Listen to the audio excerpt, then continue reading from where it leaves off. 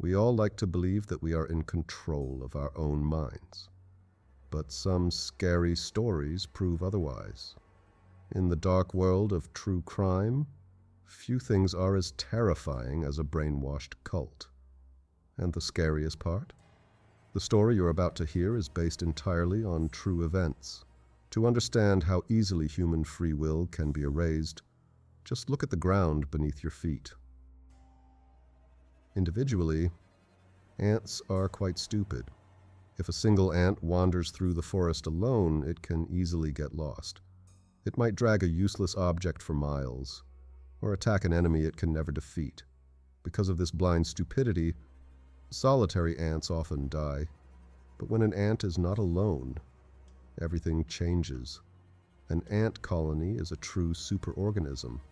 Every individual plays a strictly assigned role, creating absolute order. In an anthill, a single individual means nothing. It is merely raw material. Complete, absolute submission to achieve a common goal. Keep this in mind. Because this rule doesn't just apply to insects. It was August 14th, 1989. Deep in Ontario, Canada, a lonely two-lane highway cut through the dense, quiet forest. It was the kind of road where absolutely nothing ever happens. But on that day, a figure emerged from the trees. A passing driver hit the brakes. It was a young woman. She stood in a strange, hunched posture, wearing clothes that looked like they belonged to another century. She was completely exhausted, covered in cuts and deep bruises, and she seemed to be desperately cradling something, wrapped in dirty rags. When the driver rolled down the window, she asked for just one thing. "Please, take me to the nearest hospital." How did she get out here? There was nothing but miles of wilderness in every direction. The driver didn't ask questions. He just got her into the car and rushed her to the emergency room. When doctors finally examined her, they realized what she had been hiding under those rags. It was her right arm, or rather, what was left of it. As the bandages fell away, the medical staff recoiled. The limb was mangled, looking as if a giant set of jaws had bitten off half her arm and chewed whatever remained. When the police gently asked her what happened, her answer was simple. A tractor ran over it, but that was a lie. Her arm hadn't been crushed in an accident. It had been brutally, deliberately severed. And the truth she would eventually tell about the people hiding in those woods was far more terrifying than any ghost story. To understand how she ended up on that road, we have to go back to the late 1970s. Meet Chantal Labrie, a bright 19-year-old girl from a good family in Quebec. Chantal started attending local seminars on healthy living, learning how to eat right, quit smoking, and avoid alcohol. It seemed harmless, but soon her parents noticed a dark shift. Chantal stopped seeing her friends. She grew distant. Her talk of healthy living morphed into bizarre rants about spiritual purification, biblical prophecies, and the end of the world. She wasn't the only one. The seminars were run by a man named Roch Thériault. To the outside world, Roch was a magnetic, charming preacher. Rumors swirled that he could see the future and heal the sick with his bare hands.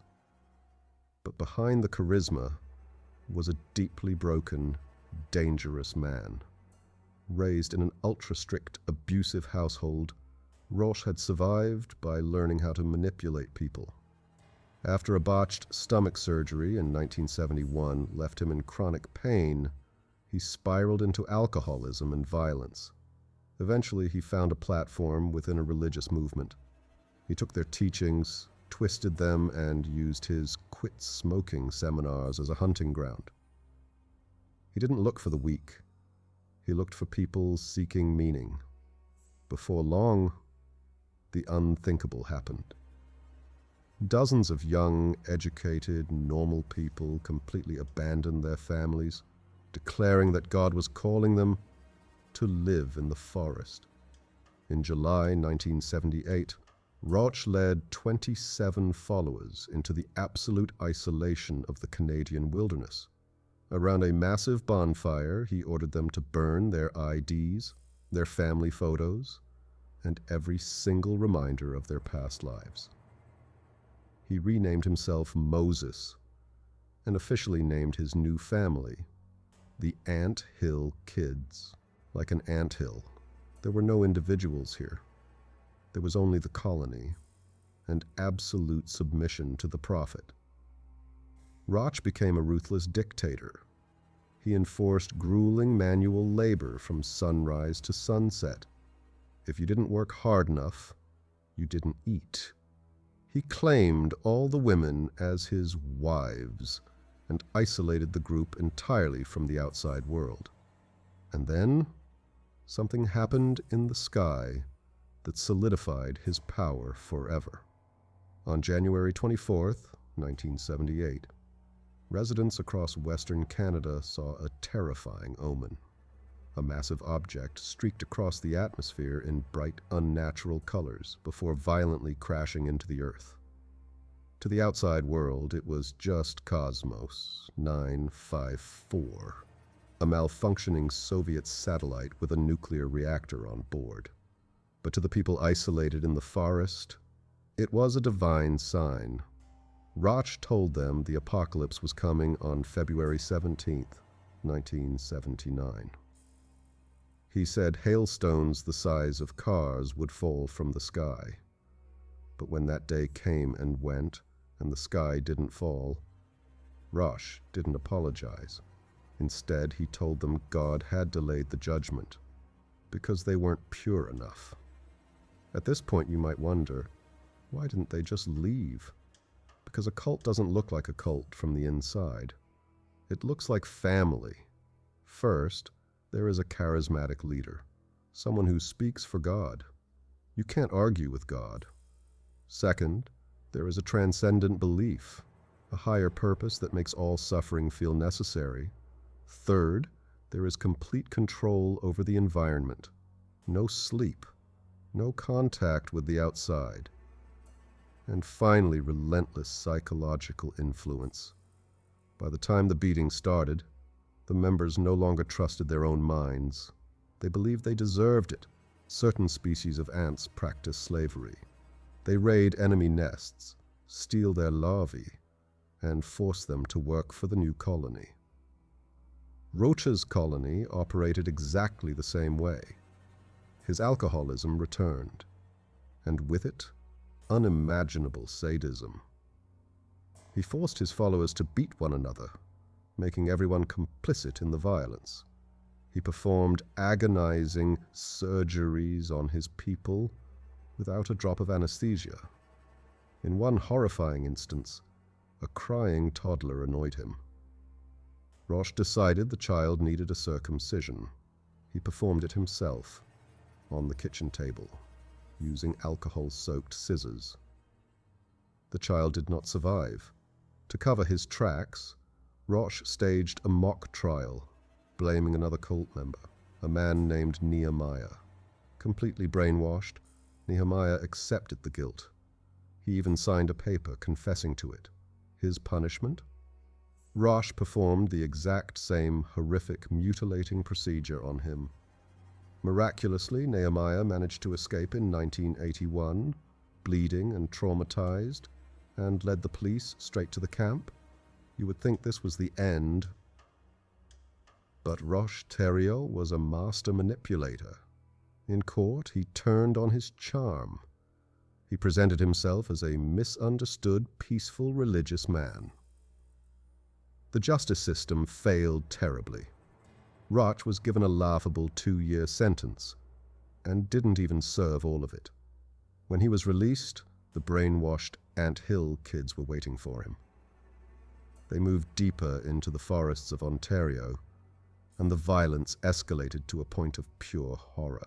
Ants are incredibly strong warriors, and ant wars do not end with a simple victory or defeat. They end in total annihilation. One ant will literally tear another to pieces. In the new Ontario camp, Roch lost the last fragments of his humanity.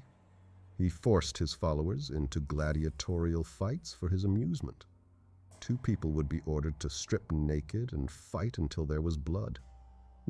He pulled teeth with pliers and burned people with blowtorches. In a fit of madness, he even operated on his own wife with his bare hands.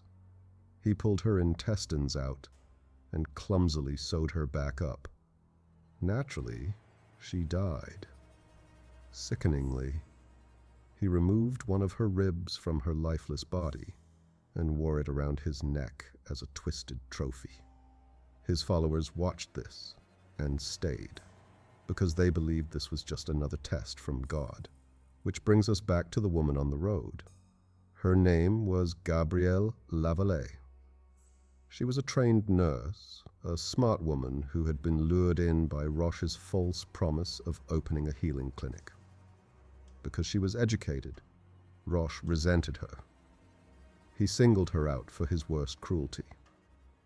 In July 1989, Gabrielle complained of a minor pain in her finger.